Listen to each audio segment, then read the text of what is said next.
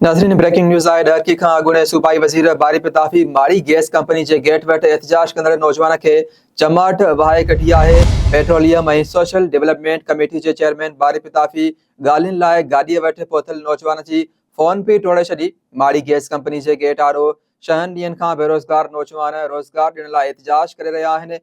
अहम ख़बर आहे, ॾह खां अॻूणे सूबाई वज़ीर बारी प्रतापी माड़ी गैस कंपनी जे गेट वटि एहतजाज कंदड़ नौजवान खे चमाट वहाए कढी आहे। माड़ी गैस कंपनी जे गेट आॾो 6 ॾींहनि खां बेरोज़गार नौजवान रोज़गार ॾियण लाइ एहतजाज करे रहिया आहिनि।